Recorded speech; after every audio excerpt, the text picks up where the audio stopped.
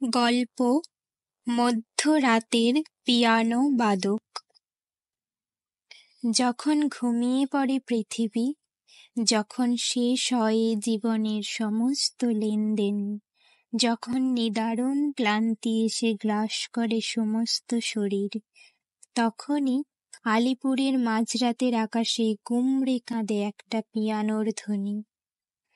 মনের মধ্যে যেসব ইচ্ছেটা দীর্ঘদিন ঘুমিয়েছিল, সেই সব ইচ্ছেদের ঘুম ভাঙে এই মধ্যরাতে। তাদের কুঁড়ি ফুল হয়ে ফুটতে চায়। যেসব স্বপ্ন আমরা কোনোদিন সফল করতে পারবো না, সেই সব প্রতিবন্ধী স্বপ্নে বা হেঁটে যায় বাস্তবতার ক্ল্যাচ পায়ে দিয়ে। কিন্তু কে বাজায় পিয়ানো? আলিপুরের কালেক্টরের রেসিডেন্সে কে এমনভাবে কাঁদিয়ে তোলে রাতের আকাশ? এই অলৌকিক পিয়ানো বাজনাকে কেন্দ্র করেই একদিন কেঁপে উঠেছিল শহর কলকাতা। শুধু কি রাতে?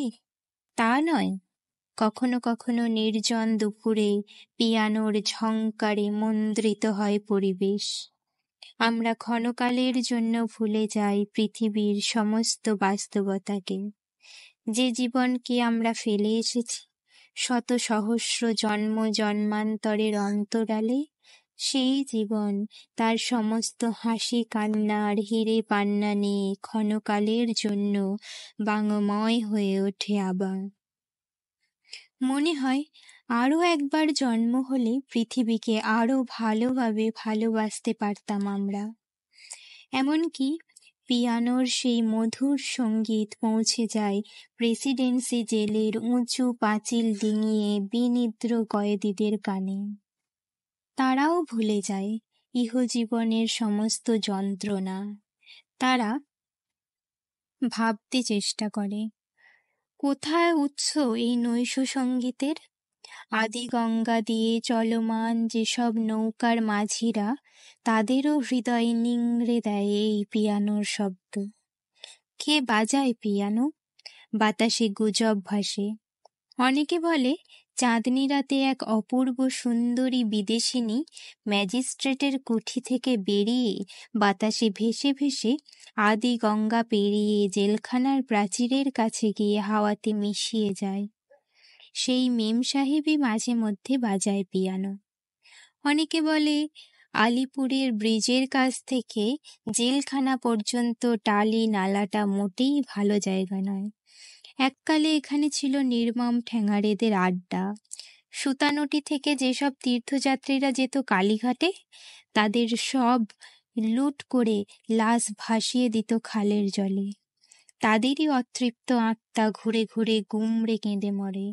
সেই কান্নার শব্দই সুমধুর সঙ্গীতে পরিণত হয়।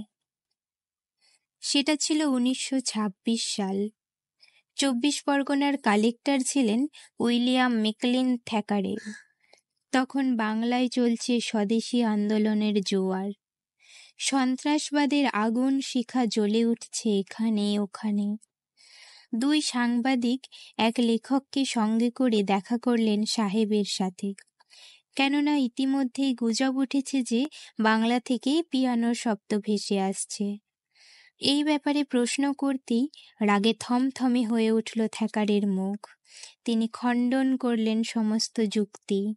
এমনকি একথাও বললেন যে ইতিমধ্যেই তিনি স্বয়ং এসপি সাহেবকে অনুরোধ করেছেন তিনি যেন পুলিশ ফোর্স লাগিয়ে ভালোভাবে খোঁজখবর করেন।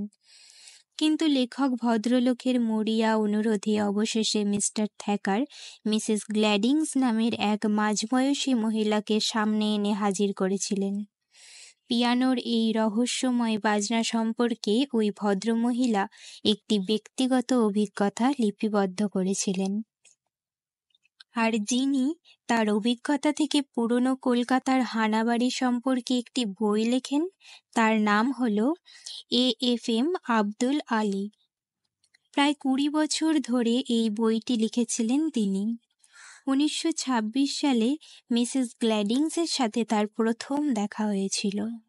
এরপর উনি বিলেতে ফিরে যান। শুরু হয় দ্বিতীয় মহাযুদ্ধ 1939 সালে। গ্ল্যাডিংস লন্ডন ছেড়ে চলে আসেন অন্য কোনো এক জায়গাতে।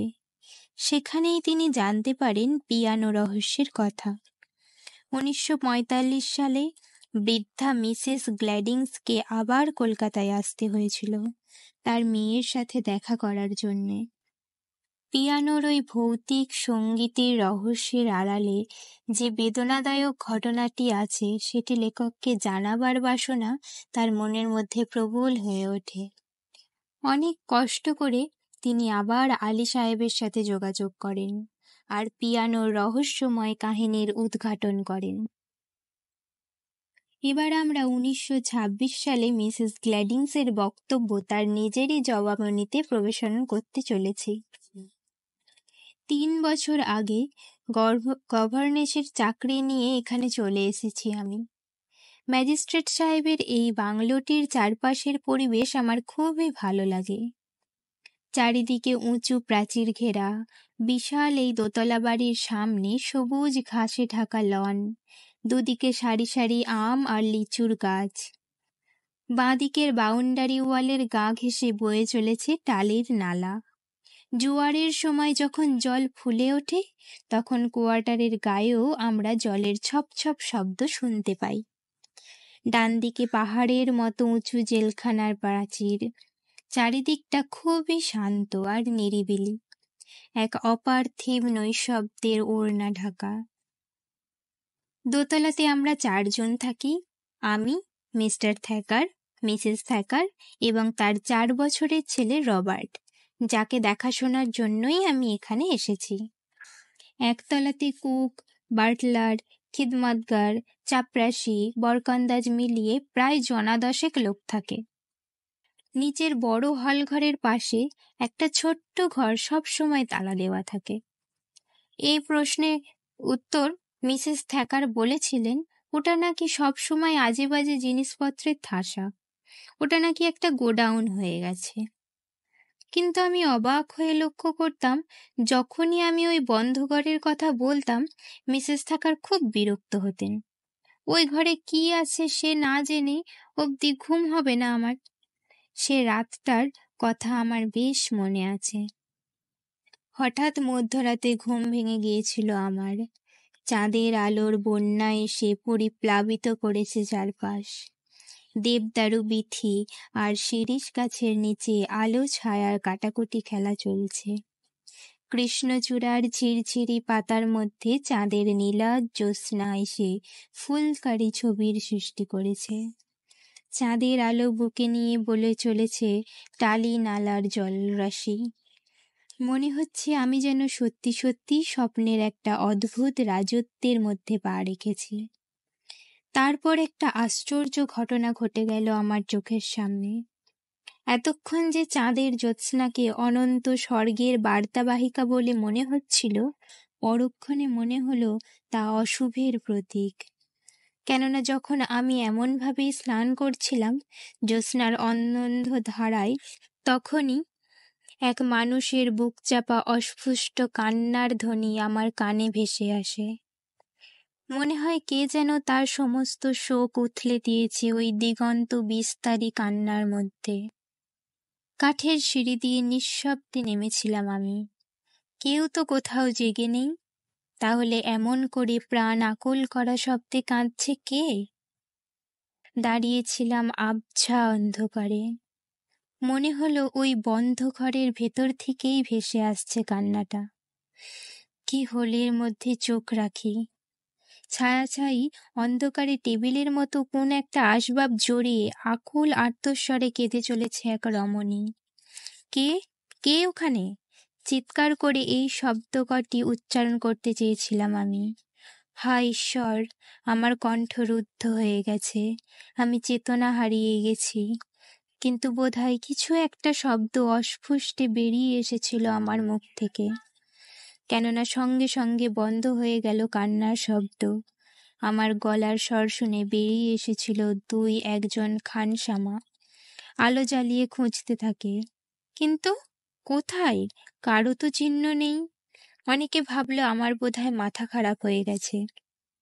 মিসেস থ্যাকার আমাকে দোষারোপ করলেন কেন আমি মধ্যরাতে ওই পুরো ঘরটায় এসেছিলাম। আরও ঝাঁঝিয়ে বললেন, তিনি ম্যাজিস্ট্রেটের আগেও যারা বাংলো বাড়িতে অধিষ্ঠান করেছিলেন, সরকারি পদমর্যাদায় যাওয়ার সময় তারা সকলেই স্পেশাল নোট লিখে গেছেন, কিছুতেই যেন ওই বন্ধ ঘরটাকে খোলা না হয়। আমার মনের মধ্যে উৎকণ্ঠাটা আরও বাড়তে থাকে। সেদিন ছিল বর্ষার রাত, বৃষ্টি পড়ছিল। থেকে থেকে একটা দমকা বাতাস বাগানের মধ্যে পায়চারি করছিল দুরন্ত দস্যুর মতো। কিছুতেই ঘুম আসছিল না আমার চোখে। মাথা আর কান দুটো আগুনের মতো তেতে উঠেছিল। জানালা খুলে দিলাম। ঠান্ডা বাতাস এসে জুড়িয়ে দিল সমস্ত শরীর। বাতাসের তরল অন্ধকারের মধ্যে ভিজে গাছগুলোর পাতায় পাতায় বৃষ্টির নাচন শুরু হয়ে গেছে। অথচ সেই শব্দকে ছাপিয়ে উঠে একটা পিয়ানোর দুরাগত শব্দধ্বনি এসে আমার কান দুটোকে আচ্ছন্ন করে ফেলল। এই মধ্যরাতে প্রকৃতি যখন বৃষ্টির নেশায় মাতাল, তখন কে বাজাচ্ছে পিয়ানোর করুণ রাগিনী? কোথা থেকে আসতে পারে এই অদ্ভুত বাজনাটির সমুদ্র স্রোত? সহসা মনে পড়ে গেল আমার, কয়েকদিন আগে আমি যে প্রেতচ্ছায়া রমণীটিকে একা গুমড়ে কাঁদতে দেখেছিলাম অন্ধকারের মধ্যে, সেই কি সেখানে বসে পিয়ানো বাজাচ্ছে? সম্মোহিতের মতো নিচে নেমে এলাম। কোথায় চলেছি, কোথায় যাব, কিছুই জানি না। মনে হলো কোনো একটা অদৃশ্য আত্মা যেন আমাকে প্রবলভাবে আকর্ষণ করছে। বুঝতে পারলাম আমি ওই অভিশপ্ত বন্ধ ঘর থেকেই শব্দটা আসছে। যেই আমি নিঃশব্দ পায়ে সেই ঘরের দরজার কাছে এলাম, সঙ্গে সঙ্গে পিয়ানোর ছন্দময় ধ্বনি মাধুর্য এগিয়ে এলো সামনের দিকে। এখন আর সেখানে শব্দের দোতনা নেই, তা চলে গেছে বাগানের বিথিকার অন্তরালে। আমিও নেমে এলাম বাগানে। শব্দকে অনুসরণ করতে থাকি পাগলিনীর মতো। শব্দটিও দেবদারু বিথি ছাড়িয়ে আম আর লিচু গাছেদের সাথে লুকোচুরি খেলতে খেলতে বট পাকুড়ের নিচে আম গাছগুলিকে টাটা করতে করতে প্রেতপুরীর জমাট অন্ধকারের মধ্যে হারিয়ে গেল। মনে হলো তারা যেন এই মুহূর্তে ডুব দিয়েছে টালা নালার জলরাশির মধ্যে। বিশৃঙ্খল হয়ে গিয়েছিল আমার চেতনা।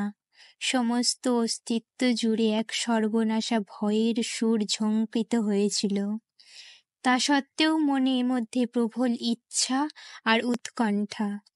এই অলৌকিক শব্দের উৎস আমাকে জানতেই হবে। যদি জীবন চলে যায় যাক, তাহলেও আমি বার করব কে সেই মহান শিল্পী, যিনি মধ্যরাতে এমনভাবে এক মায়াবী জাদুকরের মতো হরণ করতে পারেন জীবিত মানুষের সমস্ত চেতনা। কিন্তু বেশি দূর আমি যেতে পারিনি সেদিন, কেননা যখন আমি স্বপ্নস্থিতার মতো ছুটে চলেছি সেই অলৌকিক রহস্যের সন্ধানে, তখনই হঠাৎ আমার ছায়ামূর্তিটা চোখে পড়ে গিয়েছিল জেলখানার নাইট গার্ডের। তিনি সঙ্গে সঙ্গে উজ্জ্বল টর্চের আলো ফেলেছিলেন আমার অপসৃয়মান শরীরের উপর। ভেবেছিলেন বুঝি কোনো তস্কর এই বাদলা রাতে ঢুকে পড়েছে ম্যাজিস্ট্রেট সাহেবের বাংলোতে। আমাকে দেখে বিস্ময়ে হতবাক হয়ে গিয়েছিল ম্যাজিস্ট্রেট সাহেবের মুখ। এগিয়ে এসেছিলেন মিসেস থ্যাকার। আমাকে যথারীতি ভৎসনা করা হয়েছিল এই পাগলামির জন্য। 1945 সাল। অনেক পাল্টে গেছে পৃথিবী। প্রত্যক্ষ করেছে সে মহান দ্বিতীয় বিশ্বযুদ্ধের ছবি। কখনো অলৌকিক পিয়ানো কাহিনী রহস্যের সমাধান হয়নি। কোনো এক গ্রীষ্মের দুপুরে আলী সাহেবের পার্ক স্ট্রিটের বাড়িতে ফোন বেজে ওঠে। তিনিও মাঝে মধ্যে চিন্তা করেন মিসেস গ্ল্যাডিংসের কথা।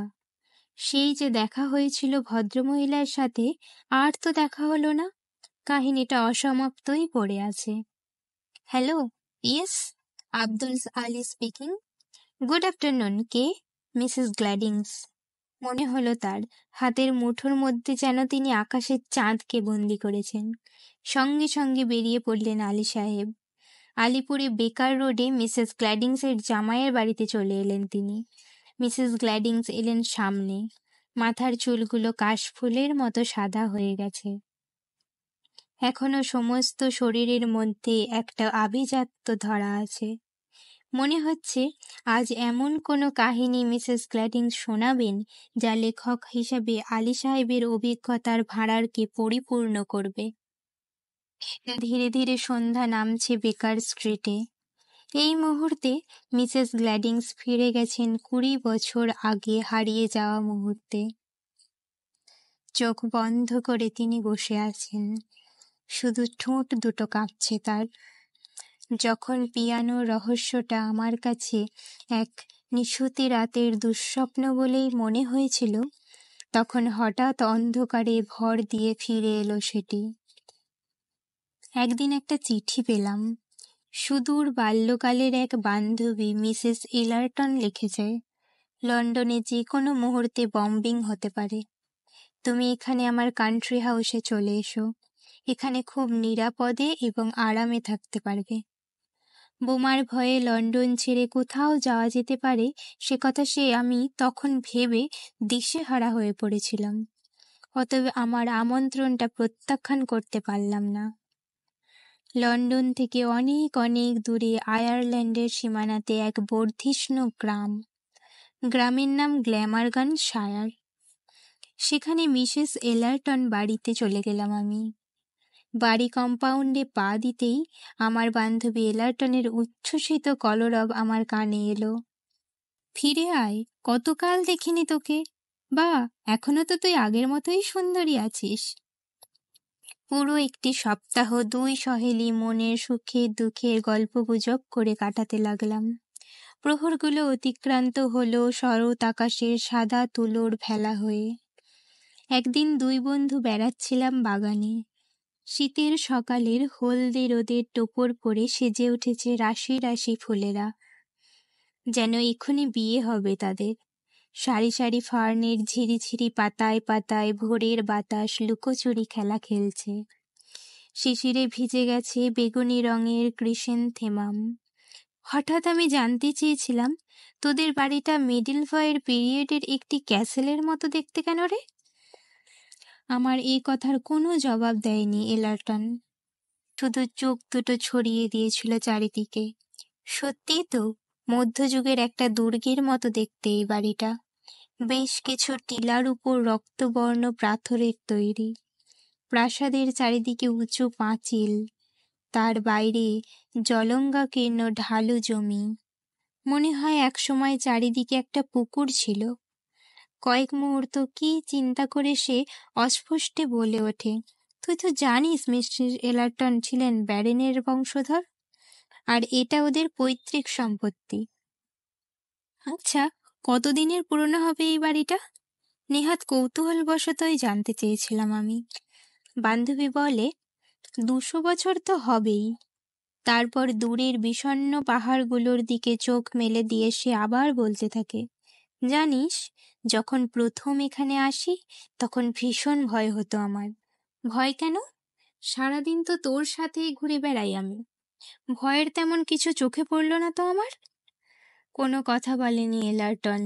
তার শুকনো ঠোঁটে একটা হাসির ছটা ঝিলিক দিয়ে মুহূর্তের মধ্যে মিলিয়ে গেল।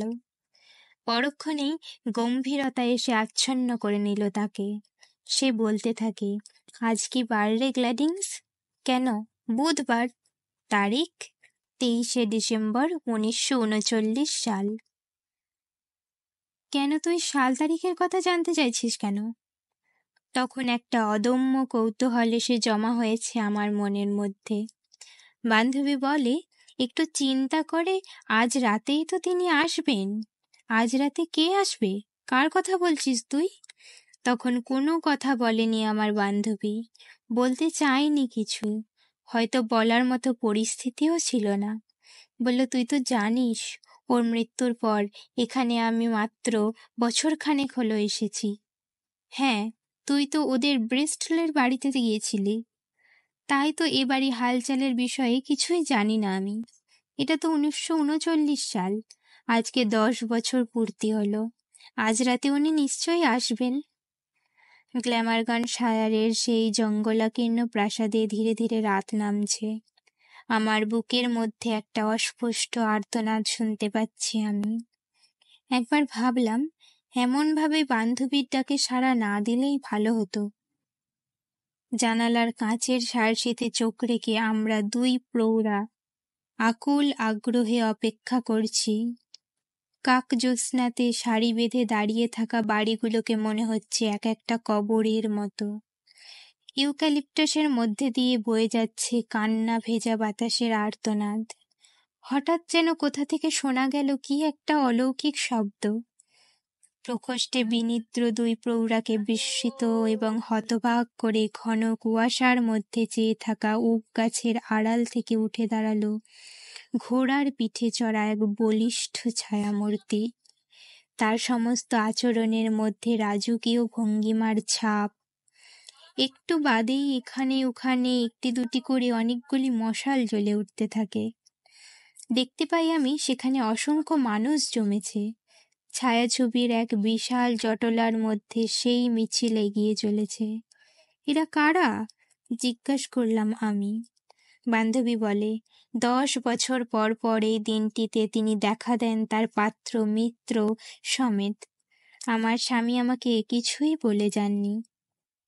ব্রিস্টলের মৃত্যুর আগে শুধু বলেছিলেন যে গ্ল্যামারগনশায়ারে তাদের একটি পৈতৃক সম্পত্তি আছে। এখানে আসার পর থেকেই স্থানীয় লোকেদের মুখে শুনছি 10 বছর অন্তর এমন অলৌকিক কাণ্ড ঘটে। কিন্তু এই রাজপুরুষ কে বা কার বিদেহী আত্মা সে সম্পর্কে কোনো কিছুই লোকে বলতে পারে না। তবে এখানে এমন একজন ভদ্রলোক আছেন, তিনি হয়তো এ ব্যাপারে আলোকপাত করতে পারেন। তিনি হলেন মিস্টার ডোনাল্ড। এসব ব্যাপারে আমার কৌতূহল খুব। তাছাড়া মনের মধ্যে মাঝে মধ্যেই আলিপুরের ওই বাংলো বাড়িটার কথা, বুকে ঘটে যাওয়া আশ্চর্য ঘটনাটা ঘুরপাক খায় মইন। পরদিন সকালে দুই বান্ধবী হাজির হলাম প্রেমবো স্কয়ারের। ঘন সবুজে সাজানো লন পার হয়ে লাল সুরকি আর কাঁকড় বিছানো পথে পা রেখে হাজির হই ডোনাল্ডের বাসার ঘরে। মিস্টার ডোনাল্ডকে দেখে মনে হয় বয়স এসে অনেক আশ্চর্য অভিজ্ঞতার সাজে সাজিয়েছে তাকে। কথায় কথায় তিনি জানালেন যে একসময় তিনি ছিলেন 24 পরগনার ম্যাজিস্ট্রেট। সঙ্গে সঙ্গে আমার বুকের মধ্যে ধীরে ধীরে কাঁপন শুরু হয়ে যায়। কি বললেন? উত্তেজনায় থরথর করে কেঁপে উঠেছিলাম আমি। মাথার মধ্যে রক্তের উচ্ছ্বাস শুরু হয়ে যায়। কোনো রকমে নিজেকে সংযত রেখে প্রশ্ন করেছিলাম, আপনি কি আলিপুরের টালিনালা আর জেলখানার মাঝখানে ওই ডিএম বাংলোতে ছিলেন? ভদ্রলোক আমার উদ্ভ্রান্ত মুখের দিকে তাকিয়ে অবাক হয়ে, হ্যাঁ ম্যাডাম, আমি সেখানেই ছিলাম। কোন সময়? সেটা কোন, মানে কতদিনের আগের কথা? 1800 প্রায় 1899 সাল। কেন, আপনিও কি ছিলেন নাকি সেখানে? আমি কোনো রকমে আমার অভিজ্ঞতার কথা ব্যক্ত করি তাদের কাছে। ইতিমধ্যেই মিসেস ডোনাল্ডও এসে গেছেন সেখানে। আমার কথা শুনে মিসেস ডোনাল্ডের সমস্ত শরীর থরথর করে কাঁপতে থাকে। যখন শেষ হলো আমার নিশিরাতের অভিযানের গল্প, আমি দেখি লেডি ডোনাল্ডের সমস্ত চোখ মুখ বিবর্ণ পাণ্ডুর হয়ে গেছে। দুহাতে বুক চেয়ে ধরেছেন তিনি। কান্না ভেজা গলাতে অস্পষ্টভাবে বললেন, উনি আমার মা। তারপর তাকিয়ে রইলেন শূন্য দৃষ্টিতে আকাশের দিকে। গভীর শোকের মতো এক নিদারুণ স্তব্ধতা নেমে এসেছিল সেখানে। বোধহয় পিন পড়লেও তার শব্দ স্পষ্ট পাওয়া যাবে। কিছুক্ষণ পরে মিস্টার ডোনাল্ড প্রশ্ন করলেন, আচ্ছা, আপনি কবে প্রথম দেখেছিলেন সেই ছায়ামূর্তি? 1926 সালের 12ই মার্চ। লেডি ডোনাল্ড বললেন, ওই দিনেই আমার মা হঠাৎ খুব অসুস্থ হয়ে পড়েন। আর কবে সেই পিয়ানোর শব্দ শুনেছিলেন? আবার জানতে চাইলেন মিস্টার ডোনাল্ড। সেটা ছিল বর্ষার একটা দিন। তারিখটা ঠিক মনে আছে, 21শে জুলাই 1926 সাল। এবার আর্তনাদ করে উঠলেন মিসেস ডোনাল্ড। উৎকণ্ঠে বললেন তিনি, ওই দিনেই তো মারা গিয়েছিলেন আমার মা। অতএব যে রহস্যটাকে আমি ফেলে এসেছিলাম আলিপুরে আলী সাহেবের বাড়িতে, 20 বছর বাদে আয়ারল্যান্ডের এক বাগান বাড়িতে তার শেষ শব্দটি এবার আমি জানতে পারলাম। মিস্টার এবং মিসেস ডোনাল্ড কলকাতায় এসেছিলেন বেশ কিছুদিন। সঙ্গে থাকতেন ডোনাল্ডের শাশুড়ি বা লেডি ডোনাল্ডের মা। দারুণ সুন্দর পিয়ানো বাজাতে পারতেন তিনি। তার পিয়ানো শুনবেন বলে সেদিনের শহর কলকাতার অভিজাত ইংরেজ পুরুষরা এসে রোজ বিকালে জমায়েত হতেন তার ম্যাজিস্ট্রেট বাংলোতে। অবশেষে একদিন ফুরিয়ে আসে মিস্টার ডোনাল্ডের কার্যকালের মেয়াদ। তখন সবেমাত্র শেষ হয়েছে প্রথম বিশ্বযুদ্ধ। দেশে ফিরে আসতে হয়েছিল তাদের। জাহাজের টিকিট পাওয়ায় খুব সমস্যা হয়েছিল। অনেক কষ্টে মাত্র 3টে টিকিট জোগাড় করেছিলেন তিনি, কিন্তু কিছুতেই পিয়ানোটিকে আনতে পারেননি। এই পিয়ানোটিকে সবচেয়ে বেশি ভালোবাসতেন ওই ভদ্রমহিলা। যখন জানা গেল যে পিয়ানোটিকে কিছুতেই ইন্ডিয়া থেকে ইংল্যান্ডে নিয়ে যাওয়া সম্ভব হবে না, তখন তিনি সেটাকে জড়িয়ে ধরে শিশুর মতো কেঁদেছিলেন। আলী সাহেব, আমার কাহিনী এখানেই শেষ। আমি তো লেখক। যদি পারেন আপনার অপূর্ব শব্দের এই শেষ মালা আপনি নিবেদন করবেন ওই নিশীথচারিণী ভদ্রমহিলার উদ্দেশ্যে, যার অতৃপ্ত ইচ্ছার করুণ প্রতিধ্বনি পিয়ানোর সুরে সুরে রাতের আকাশের বুক চিরে একটি দুটি অনেক তারার ঘুম ভাঙায়।